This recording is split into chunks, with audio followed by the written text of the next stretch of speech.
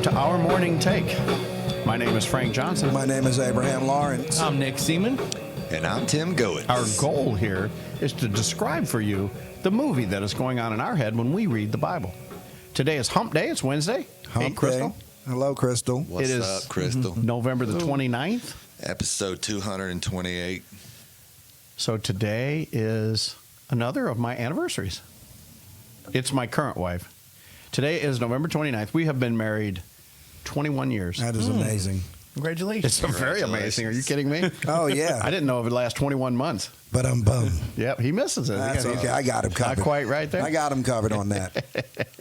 But at any rate, yes. So happy anniversary, Brandy. I love you very much. And I've had a great time and hopefully another 21 years, I guess, right? Amen. I'd You like guys to going to see do anything special? Took him, four or five times to get it right? Stop. Was it five? Was it Just 4. 4 times to get it right? He's fired. He's fired. Yes, exactly. My feelings exactly. No, seriously, I don't think we are, Abe. We normally celebrate it the Friday after Thanksgiving because we got married the Friday after Thanksgiving. We got married in... It was definitely not a Black Friday, but a Good Friday. Yeah, it was a Good Friday. But I'm bummed. 2002. I guess he's just not going to do it. No, it's okay. Anyway, it was 2002. I hate it. And Like, my bad. Thursday, the fourth Thursday in November was as late as it can come. It came on the 28th. You're a math teacher. You figure it out. 28. 7 times Look 40. at Nick. So we got married on the 29th. That was the day after. And, Brandy says we're going to have a tent wedding. We're going to a reception. Well, actually, we had the wedding in the tent too. And I'm like, a tent? Man, you got to see this tent. We were out in Indian Trail. It's one of those, white tents man. with the windows, and oh my goodness, that thing was to die for. It was beautiful. And I sang "This Little Light of Mine" at my own wedding. I actually preached the message before we got married. Maybe that's why it's made it. Yeah. 21 years. Amen. Yeah. If she could handle me preaching, then it would be okay. All right, I'm all done with that. Okay. We're in. Abe goes okay. Genesis chapter 47. And we're in a very interesting spot in this particular thing. We've gone through about 20 verses of this, but the main thing I want you to see is that about the third year of the famine, the Egyptians were running out of grain, or the people were at least, because remember, they saved up too. Joseph gave them 4/5 of their grain, so he was only taking 20%. But 20% from all the people, it got to where he couldn't even count it anymore. He's got all of this grain. But now they're beginning to run out, and so he's like, sell us grain. So he actually has to sell the Egyptians grain and the Canaanites that are coming down. And so they're giving him money, and that's the third year. And then in the fourth year, they don't have any money left. Well, we have no money left, so what are we going to do? And Joseph... Government shutdown. Yeah. And Joseph says, no problem, I'll just take your livestock. I mean, that's another form of currency. Yep. And so they give him all the livestock. Well, in the fifth year of the famine, when they get through the fifth year, they have no more livestock. We have no more money. They basically come to him and says, we're going to die anyway. We'll just be your slave. And this is where I've always said where slavery came from. And it's such a bad omen in today's, 21st century.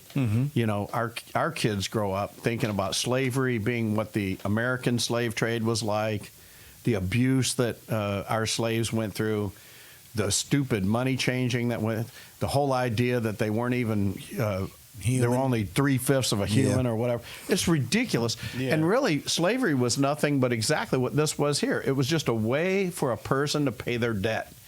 And when my debt's paid off, I get myself back. You're never a slave forever. In fact, I think when we get into Exodus and into the law, we're going to see where God says, don't even allow them to be a slave forever.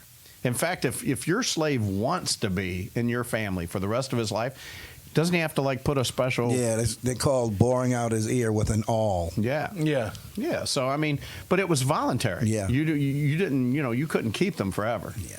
So this is where slavery gets its origins. It's the first time in the Bible it's mentioned, isn't it, Abe? I don't think we've this is read the it. first time. Yeah, so there you go. So the people are like, and as I said when we ended the podcast yesterday, that some people think that Joseph is being